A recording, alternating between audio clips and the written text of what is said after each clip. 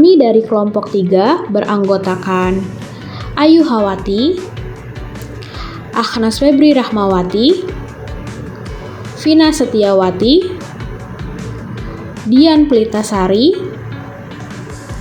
Dara Nafisa Putri Pratama, Dewi Helen Agustin, dan Fajar Anugrah Santosa.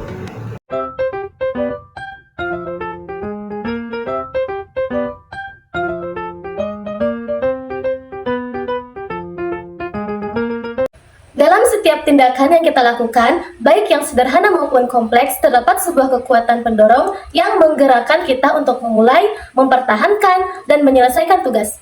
Kekuatan inilah yang kita kenal sebagai motivasi. Makalah ini disusun untuk mengupas secara komprehensif mengenai motivasi, mulai dari definisi, teori-teori utama, jenis-jenis motivasi, hingga faktor-faktor yang mempengaruhinya. Diharapkan pemahaman ini dapat memberikan wawasan dan keterampilan praktis bagi mahasiswa maupun praktisi dalam mengelola motivasi, baik dalam konteks individu maupun organisasi. Definisi motivasi dan dorongan utamanya. Definisi motivasi. Motivasi adalah proses psikologis yang membangkitkan, mengarahkan, dan mempertahankan perilaku menuju tujuan. Menurut Robbins, motivasi melibatkan intensitas, arah, dan ketekunan usaha individu. Jenis dorongannya dibagi menjadi 2, dorongan internal dan dorongan eksternal. Untuk dorongan internal berasal dari kebutuhan, minat, dan nilai pribadi. Untuk dorongan eksternal berasal dari penghargaan, hukuman, dan pengakuan sosial. Aspek motivasi. Motivasi melibatkan aspek kognitif, emosional, dan perilaku yang mempengaruhi energi dan fokus individu dalam menghadapi tugas. Teori kebutuhan motivasi. Yang pertama ada teori hierarki kebutuhan Maslow. Kebutuhan manusia tersusun dalam 5 tingkat, yaitu psikologis, keamanan, sosial, penghargaan, dan aktualisasi diri. Lalu, ada teori hierarki Alderfer.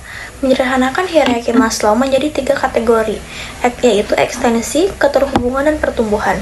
Lalu, ada teori 3 Mix-Cleland, fokus pada kebutuhan berprestasi, berafiliasi, dan kekuasaan sebagai pendorong utama motivasi individu. Teori, proses, dan penguatan dalam motivasi. Yang pertama ada teori harapan Fromm. Motivasi muncul dari harapan bahwa usaha akan menghasilkan kinerja baik, yang kemudian menghasilkan hasil yang diinginkan dengan nilai tertentu bagi individu.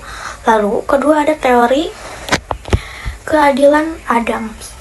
Individu termotivasi oleh resepsi keadilan dalam pembandingan input dan output mereka dengan orang lain. Lalu, ada teori penguasaan Skinner. Perilaku dipengaruhi oleh konsekuensi. Penguasaan positif meningkatkan kemungkinan perilaku diulangi, sedangkan hukuman menurunkannya. Teori kognitif dan determinasi diri. Teori kognitif evaluatif, penghargaan eksternal yang dirasakan sebagai kontrol dapat menurunkan motivasi intrinsik, sedangkan yang memberi informasi tentang kompetensi dapat meningkatkannya.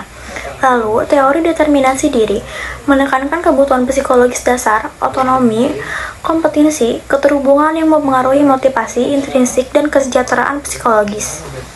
Ada 4 jenis-jenis motivasi. Yang pertama, ada motivasi intrinsik, motivasi yang berasal dari dalam diri, didorong oleh minat dan kepuasan pribadi terhadap aktivitas itu sendiri. Dan yang kedua, ada motivasi ekstrinsik, motivasi yang dipengaruhi oleh faktor eksternal seperti penghargaan, hukuman, dan tekanan sosial. Dan yang ketiga, ada motivasi positif, mendorong tindakan berdasarkan harapan, hasil yang menyenangkan seperti belajar untuk mendapatkan nilai yang bagus. Dan yang terakhir, ada motivasi negatif, mendorong tindakan karena takut akan hasil yang tidak menyenangkan seperti belajar karena takut gagal. Faktor-faktor yang mempengaruhi motivasi. Tingkat motivasi dipengaruhi oleh berbagai faktor, baik internal maupun eksternal. Untuk faktor internal yaitu terdiri ada 4. Yang pertama kebutuhan dan keinginan, yang kedua minat dan nilai-nilai, yang kedua keyakinan dan tujuan, yang keempat emosi positif dan negatif. Untuk faktor eksternal yaitu ada 4. Yang pertama penghargaan dan hukuman, yang kedua pengakuan dan umpan balik, yang ketiga dukungan sosial dan budaya organisasi, dan yang keempat kondisi kerja dan peluang pengembangan. Implikasi praktis motivasi dibagi menjadi 3 bagian, yaitu yang pertama pendidikan, yang kedua pekerjaan, dan yang ketiga pengembangan diri. Pendidikan meningkatkan keterlibatan siswa dengan pengajaran yang relevan dan umpan balik konstruktif. Yang kedua pekerjaan, meningkatkan produktivitas di lingkungan kerja yang positif dan sistem penghargaan efektif. Yang ketiga yaitu pengembangan diri, membangun kebiasaan positif, meningkatkan kepercayaan diri, dan mencapai potensi yang maksimal.